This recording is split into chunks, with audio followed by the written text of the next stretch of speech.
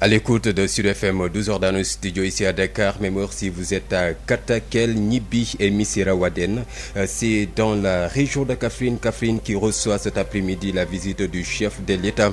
Dans le cadre de ses tournées économiques, le président de la République qui va inaugurer l'hôpital de niveau 2, le sommet sur le recrutement des spécialistes et la motivation des agents de santé. Un exercice républicain aux entournures de grandes consultations électorales. Le journaliste Ibrahim Baroum estime que le président Sall est sur la logique de préparer les élections locales. Vous l'entendrez, il sera l'invité de ce 12h à Saint-Louis. Le bâtiment qui abrite le tribunal de grande instance menace ruine, une situation qui suscite la crainte des travailleurs qui interpellent les autorités sur la nécessité de boucler les travaux de construction du nouveau palais de justice de la région. Covid-19, situation du jour, aucun décès enregistré ce vendredi, 35 nouvelles contaminations recensées par le ministère de la Santé et de l'Action sociale. Et vous aurez également les réactions de la communauté musulmane d'Oussouye. Lors de cette manifestation contre l'homosexualité, la communauté musulmane d'Oussouye entre dans la danse. Des centaines de musulmans qui ont marché jusqu'à la préfecture pour dire non à cette orientation contraire à nos valeurs. Ils mettent en garde les députés contre toute tentative de légalisation de l'homosexualité ici au Sénégal. Vous entendrez donc les réactions dans ces éditions d'information. À suivre également l'actualité hors de chez nous et la page sport qui va boucler donc ou bien même également la revue de la presse de Adjande Marimdia qui va boucler cette édition d'information. Voilà pour le sommaire, les détails c'est après ceci. Babacar Samb qui vous dit bonjour, bienvenue, merci d'écouter sur FM Sen Radio pour vous informer. Bonjour également à vous, Aouchao. Bonjour, Babacar. Voilà, le chef de l'État attendu cet après-midi à Kaffrine, tournée économique du chef de l'État. Le président de la République sera à Kaffrine, première étape d'un exercice républicain de suivi des politiques publiques. Effectivement, Babacar, comme vous l'avez dit, le président Macky Sall est attendu en début d'après-midi à Kaffrine pour l'inauguration de l'hôpital Thierno Birahim Ndao. Cette structure sanitaire, qui est un hôpital de niveau 2, est un joyau d'une capacité d'accueil de 150 lits avec des équipements haut de gamme de dernière génération, donc avec toutes les commodités. Avec cet hôpital, Kaffrine pourra désormais gérer ses urgences médicales et chirurgicales qui étaient souvent référés à Kaolack, Touba ou Dakar avec des pertes en vie humaine. Cela. Nos excuses à Ouachao, donc une interruption, nous y reviendrons donc pour plus de détails concernant cette tournée économique ou bien même cette série de tournées économiques démarré ce samedi par le chef de l'État Macky Sall, le président de la République attendu dans l'après-midi à Kaffrine, première étape d'un exercice républicain de suivi des politiques publiques, une tournée donc lors de cette tournée, le président de la République va inaugurer l'hôpital de niveau 2 à Ouachao. Encore une fois, bonjour. Oui, Babacar. Voilà, il y avait une petite interruption là. Oui, effectivement, Babacar.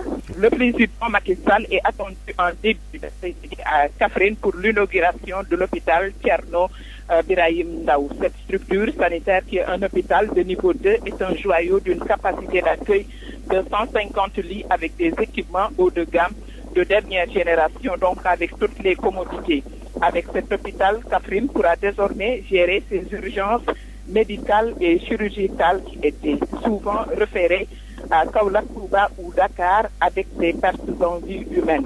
Cela va aider aussi donc à gérer donc l'ensemble des accouchements à domicile dont le taux était très élevé, surtout dans le département de Malem Hodar. Le président Macky Sall va également inaugurer le tronçon Kaffrine-Ganda entièrement bitumé avec une distance de 35 km. Ce tronçon était une piste latérite dans un piteux état. Sa construction constituait donc une doléance des populations de Nganda et environ pour aider au désenclavement de la zone. Certes, le président Macky Sall n'est pas encore arrivé sur place, mais les responsables politiques ont commencé à rivaliser d'ardeur avec de très fortes mobilisations malgré la canicule qui sévit actuellement à Kaffrine. C'était à Ouachao depuis la capitale de Ndoukoumane pour Sud FM. Merci à vous, Aouchao, et puis de retenir donc Pour le syndicat des médecins du Sénégal, les priorités sont ailleurs et ce sont les ressources humaines. Selon le SAMES, il faut des spécialistes, mais il faut aussi les motiver, appuyer les hôpitaux qui agonisent. Le secrétaire général du SAMES, Dr Yeri Camara, avec Mame Diarra Da Silva. C'est pas une question qui nous intéresse beaucoup de parler de l'opportunité d'une inauguration ou non. Il faut juste dire que certes, nous avons de très beaux hôpitaux qui sont très bien équipés et qui sont presque fin prêts. Ce qui est important maintenant, c'est de savoir que ce n'est pas que les équipements et les infrastructures qui font les soins. Il y a un volet important qui est constitué par les ressources humaines sur lesquelles il faudra insister, faire de sorte qu'on ait les spécialistes et qu'on puisse les payer correctement pour les maintenir et mettre de bonnes conditions, en tout cas sociales, et de pratique au niveau de la structure, de ces deux structures pour qu'ils puissent rester. C'est vrai qu'on a deux beaux bijoux, mais le grand challenge reste les ressources humaines qu'il faut mettre dans de bonnes conditions et faire de telle sorte que les autres structures qui sont dans tout le Sénégal puissent en tout cas bénéficier d'un programme que je pourrais appeler de rattrapage pour que, en tout cas, le gap en matière d'équipement et en matière de mise aux normes soit comblée. Comme vous le savez, ce n'est pas fortuit que le Sénégal ait développé un plan d'investissement pour rattraper un peu ce gap d'investissement. Vous avez entendu différents hôpitaux comme l'hôpital de Saint-Louis, de Ziguinchor, qui posent des problèmes d'équipement et de ressources humaines. Donc il faudrait que ces hôpitaux puissent être appuyés et ça, ce n'est qu'un exemple parmi tant d'autres. Et la plupart des hôpitaux qui datent de l'indépendance, du genre Dantec et après Ogui et autres, doivent bénéficier d'un plan spécial d'équipement et puis les régions qui sont encore restées à rate doivent bénéficier de leur hôpital. Je pense que c'est un investissement prioritaire et on espère que vraiment tout ce qui va suivre en matière de ressources humaines va suivre. Une tournée purement politique pour une remobilisation des troupes. Le président Sall est sur la logique d'une préparation des élections locales. Ibrahima Bakhoum, journaliste formateur et spécialiste des questions politiques, il répond à Adam John. L'agenda est-il vraiment caché? Non, je pense que il y a d'abord une chose claire et vous dit je vais d'inaugurer des infrastructures, ce qui est très bien. Mais en termes de ce que vous suspectez être derrière, le président ne s'est jamais caché dedans. Il n'a pas besoin de le dire. Depuis 2012, ça fonctionne comme ça. À la veille de consultation, il fait le terrain, évidemment, mobiliser ses troupes. Il n'a pas inauguré cette formule d'ailleurs. Si le code électoral en est arrivé à certaines dispositions concernant par exemple la couverture des activités du président, c'était parce que Diouf faisait la même chose. Quelques semaines avant un scrutin, il faisait des tours, etc. C'est pareil, Wade a fait la même chose. Donc, le code avait commencé maintenant à interdire ça en disant que de toute façon, en termes de couverture, voici, ça c'est le travail du CNRA. Donc, le président Macky Sall est sur la même logique. Il va aller mobiliser ses troupes. Mais puisque l'État a effectivement le droit en termes de couverture, en termes de temps d'antenne, c'est-à-dire voici ce que l'État fait, voici ce que l'État fait, il y va avec la casquette du chef de l'État, mais chef de parti en direction de consultations extrêmement importantes des locales à venir. Pour mobiliser ces troupes, les responsables locaux ont peut-être pu pousser à la roue pour obtenir cela. On va voir à l'aune de toutes les mobilisations qu'il va y avoir, des gens qu'il va falloir déplacer d'un coin du pays à un autre coin pour venir accueillir le président de la République, mais le chef de la majorité aussi, et peut-être même surtout, il n'y a pas d'agenda caché. À l'instant, Ibrahima Bakhoum, journaliste formateur spécialiste des questions politiques, qui est statué sur la tournée économique du chef de l'État, un exercice républicain aux entournures de grandes consultations électorales. Joyeux anniversaire au président Abdoulaye Wade qui fête ce samedi 29 mai son anniversaire et par conséquent soufflera ses 95 bougies. Le fondateur du Parti démocratique sénégalais est né le 29 mai 1926 à Kébémer. Et puis la loi d'amnistie évoquée pour permettre à des leaders politiques sous le coup d'une condamnation comme Karim Wade et Khalifa Ababacar Sall de revenir dans le jeu politique. Le Forum du justiciable approuve et estime que c'est une opportunité pour décrisper l'espace politique. Cette organisation de la société civile analyse dans une contribution le contenu, l'exposé des motifs et les articles qui devront composer donc cette disposition. Le juriste Babacar Ba, président du Forum du justiciable, est joint par Ndeye Mahem Ndiaye. Nous venons de faire une contribution sur la loi d'amnistie, tant suscitée en tout cas par les acteurs politiques, pour permettre aujourd'hui à certains leaders politiques, notamment Karim Wade et Khalifa Ababacar Sall, de revenir aujourd'hui dans le jeu politique et de pouvoir participer pleinement en tout cas aux nouvelles échéances électorales. Ce qui également, avec cette loi d'amnistie, contribuera, il faut le dire, à décrisper aujourd'hui l'espace politique. Et cela, pour ce faire, il faut, hormis en tout cas la modification des articles L31 et L32 du Code électoral, cela ne pourra se faire que par l'adoption aujourd'hui d'une loi d'amnistie. Donc il faut une loi d'amnistie en tout cas pour pouvoir, comme je l'ai dit, permettre à ces leaders politiques de revenir pleinement dans le jeu politique. Et nous, au niveau du Forum du justiciable, nous avons compris que, en tout cas aujourd'hui, il faut prendre les devants.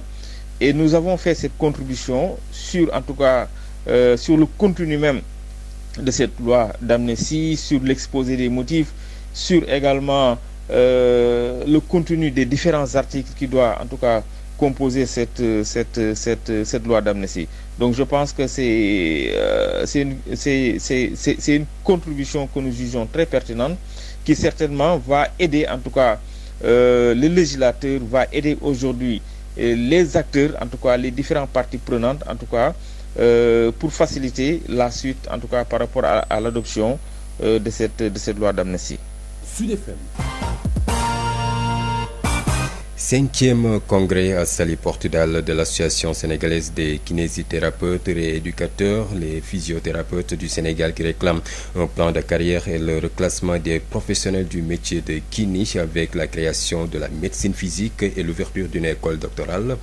Ils demandent dans la même veine un arrêté consensuel pour combler les manquements notés dans la profession.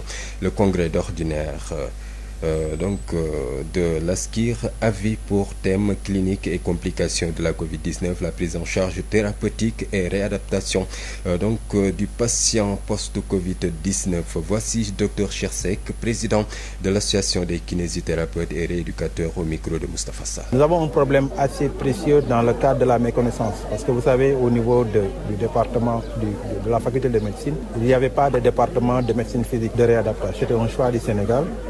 Et beaucoup de pays étaient en avance.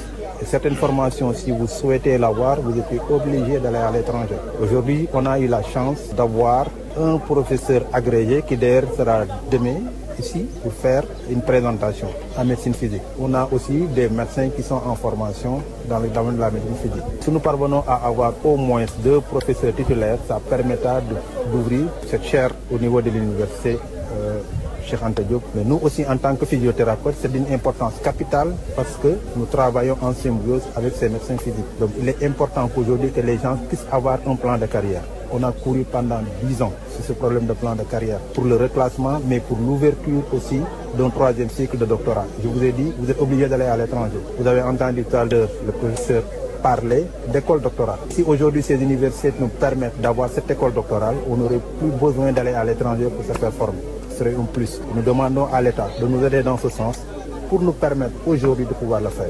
Un premier pas a été fait, c'est la signature du décret dans le cadre des réformes de l'INDSS pour la création de nouveaux corps. Il faudra aussi que les gens ne perdent pas l'idée et l'importance qu'on a perdu 9 ans ou 10 ans, qu'ils doivent revoir dans le cadre même de reclassement de ces personnes et de ne pas encore nous faire perdre encore 2 ans. Et nous demandons au ministre l'arrêté qui doit être pris dans le cadre de la matérialisation de ce décret puisse être un arrêté consensuel qui permettra à ceux qui aujourd'hui ont leur bagage. La seule chose qui manque, parce qu'on parle maintenant du curriculum de formation, on ne parle pas de nombre d'années. Ça veut dire quelle matière vous avez à faire. Vous allez en Europe ou bien aux États-Unis. Quand vous venez avec votre diplôme, ils vous demandent votre programme. Ce n'est pas le niveau d'études, c'est le contenu du programme. Si vous devrez faire de l'anatomie, de la physiologie, on voit si vous en avez fait. Si vous manque quelque chose, vous le faites. Et ce que nous demandons à l'autorité, qu'il insiste sur ce qui manque par rapport à ces curricula de formation pour permettre de reclasser tout le monde pour qu'on puisse avoir, parce que les kinés sont insuffisants. Pour l'ensemble du territoire national, pratiquement en activité, nous ne faisons pas 70.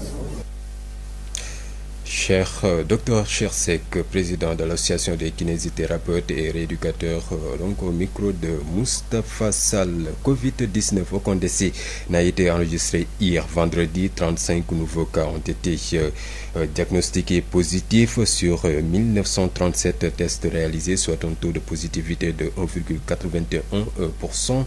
Il s'agit de 11 cas contacts suivis et 24 cas issus de la transmission communautaire, 18 identifiés à Dakar et 6 dans les autres régions, notamment Thiès, Matam et Louga. 40 patients ont été testés négatifs et déclarés guéris. 6 cas graves sont pris en charge dans les services de réanimation. Retenez que 220 patients sont encore sous traitement. La campagne de vaccination contre la Covid-19 se poursuit. 2039 personnes ont reçu leur dose d'injection hier, portant le nombre total à 448 876 sur toute l'étendue du territoire. À Saint-Louis avec Yves Tendeng, et nous parlons de la situation de vétusté dans laquelle se trouve le bâtiment qui abrite le tribunal de grande instance, qui ne rassure pas du tout les travailleurs de la justice. Des travailleurs très inquiets pour leur sécurité. Cette vieille bâtisse peut s'écrouler à tout moment, craignent-ils en tout cas. Les travailleurs attirent l'attention des autorités sur la nécessité de finir les travaux de construction du nouveau palais de justice de la région. Reportage. La peur et l'inquiétude sont les sentiments qu'éprouvent jusqu'ici, et ce depuis quelques années, les travailleurs de la justice dans la région de Saint-Louis. Des travailleurs qui craignent beaucoup pour leur sécurité du fait de l'état de vétusté du bâtiment qui abrite le palais de justice de la région.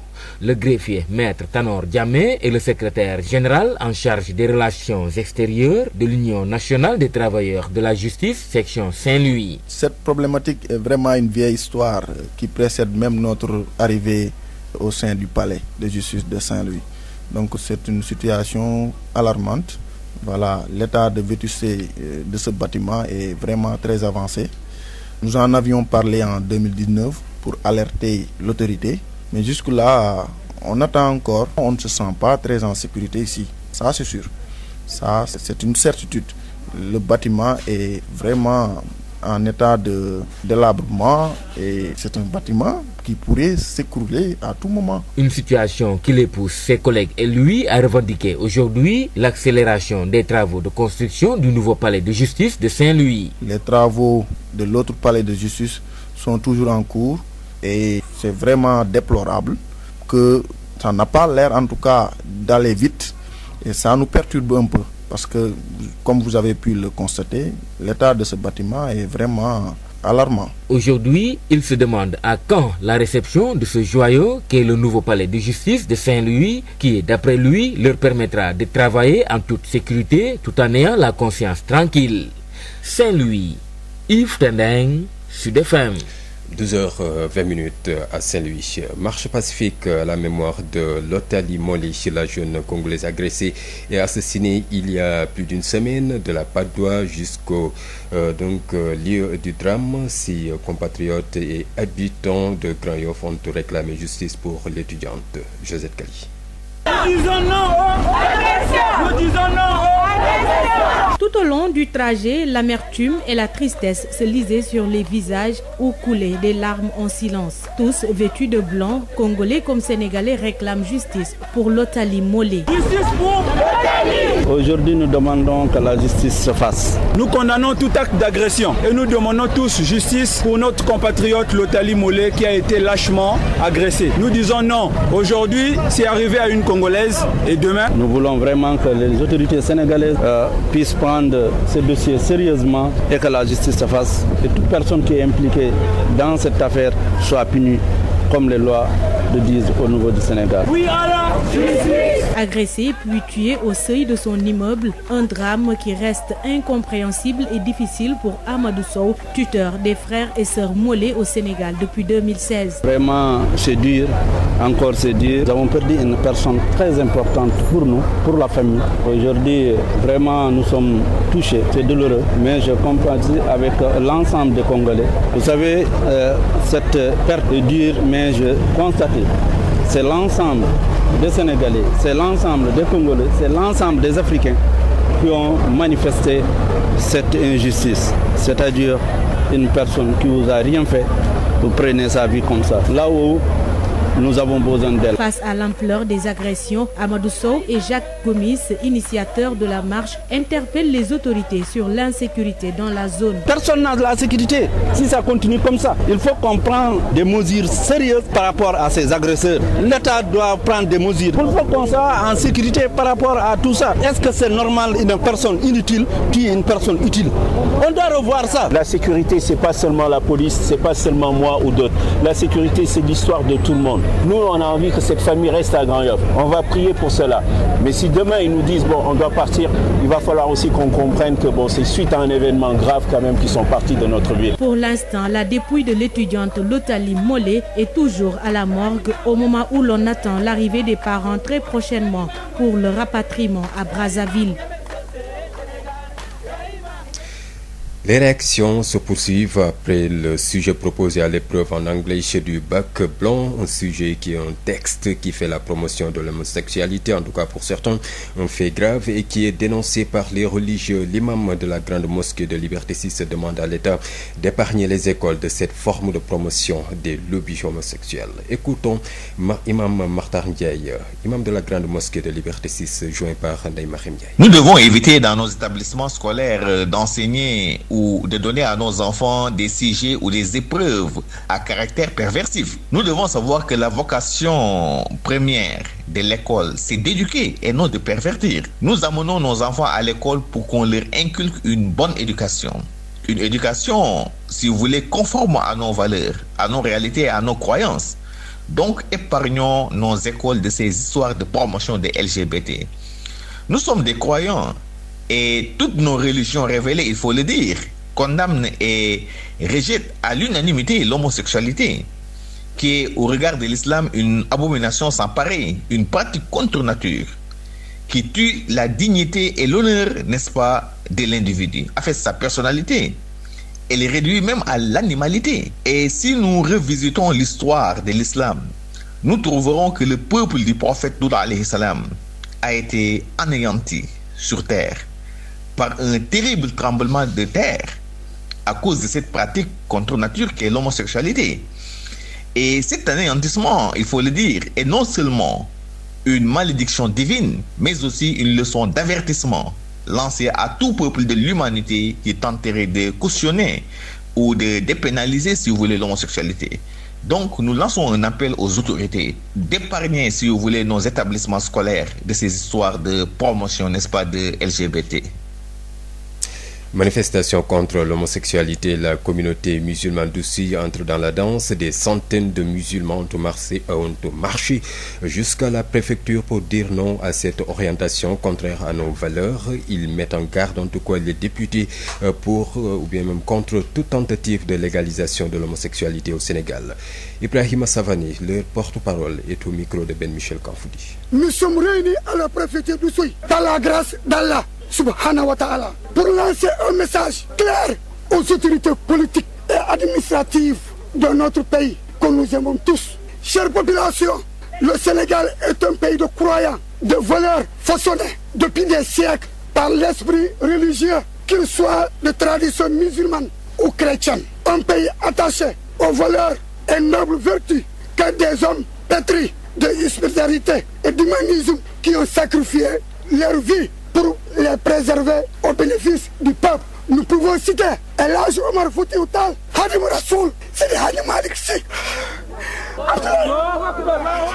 Abdoulaye Niass, Imam Laye, pour citer que cela. Chères autorités politiques et administratives, chers élus du peuple, vous êtes dans ces institutions grâce à nos suffrages. Vous êtes nos mandataires. Ne validez aucun projet de loi qui ne colle pas avec nos réalités et valeurs nationales léguées par nos ancêtres. Chers députés, si le gouvernement vous soumet un projet de loi, avant de passer au vote, vérifiez bien si cette dernière fait partie de nos valeurs religieuses. Toute loi votée à l'Assemblée nationale par vous sera justifiée devant Dieu et personne ne sera épargné.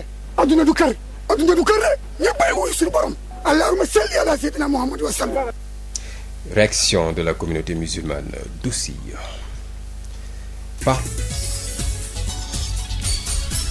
Sud International. Parlons de l'actualité hors de chez nous. En République démocratique du Congo, après un marathon de 3 semaines de négociations, les délégations du gouvernement et du Fonds monétaire international se sont mises d'accord sur le contenu d'un programme de 3 ans. L'annonce a été faite hier vendredi. Si l'accord est validé par le conseil d'administration du FMI, la RDC pourrait commencer à toucher un premier décaissement dès la mi-juillet sur quelques 1,5 milliard de dollars qui pourraient être décaissés donc dans le cadre de ce programme. Cependant, en contrepartie, l'État congolais prend de nombreux engagements. Et puis, Covid-19, le Vietnam a découvert un nouveau variant du nouveau coronavirus qui se transmet rapidement dans l'air et une combinaison donc des variants indiens et britanniques ont rapporté ce samedi les médias d'État cités par l'AFP. Par le sport.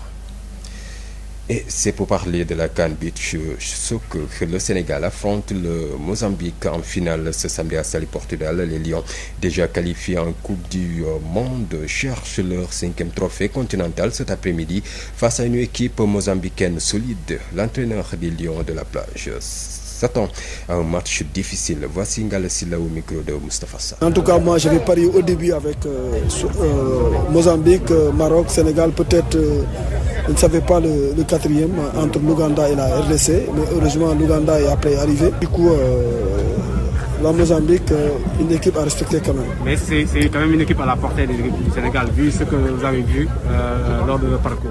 Non, pas du tout, parce que vous savez, nos matchs ne se ressemblent pas. Et à chaque fois que vous jouez avec une équipe telle qu'on dit le Sénégal, vous dites voilà, il faut se transcender. Parce qu'aujourd'hui, quoi qu'on puisse dire, 5 fois champion d'Afrique, des années, et les gens restent toujours, ils rentrent bredouilles.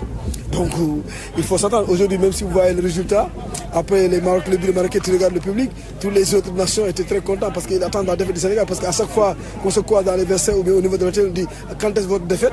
Donc tout le monde attend à ça. Donc n'attendons jamais à un match facile. Et maintenant, le Sénégal, il faut qu'ils commencent à comprendre que les scores de fleuve qu'on gagne à des équipes, ça ne se produit plus. Donc il faut s'attendre toujours à des matchs très difficiles. Maintenant, parce que voilà, les équipes commencent à comprendre quand même. 6e finale de Coupe d'Afrique de beach soccer pour le joueur Babacar Fall. Il est le meilleur buteur en tout cas de l'histoire de cette équipe du Sénégal. Avec ses 91 réalisations, il compte sur ses qualités pour remporter cette CAN devant son public. Voici Babacar Fall au micro de Moustapha Sa. Si en beach soccer, à 5 minutes tu peux encaisser et tu peux marquer. Donc quand tu encaisses un but, il faut se ressaisir pour aller de l'avant, pour gagner le match. Ce sera mon 6e finale. Et qu'est-ce que cela fait? Comme les autres finales, je vais jouer par mes qualités pour gagner le trophée, Inch'Allah. Vous êtes le meilleur buteur de cette équipe nationale? Oui, je suis le meilleur buteur avec 91 réalisations. Donc je vais faire tout avant que je décroche pour atteindre la barre des 100 buts. Et comment faire pour vraiment remporter donc, cette coupe à domicile avec cette équipe révélatrice de la compétition? Se concentrer devant nos supporters et mieux jouer qu'aujourd'hui pour remporter cette coupe, Inch'Allah. Et puis parlons de la finale de la Ligue des Champions Chelsea-Manchester City. À partir de 19h, les deux clubs anglais qui s'affrontent ce soir. Il faut s'attendre à un match fermé malgré ces 2 défaites successives face à son adversaire. Les Citizens partent favoris dans cette rencontre selon Hassan Sen, journaliste et sportif à l'Obs TV. Il est joint par Adam John.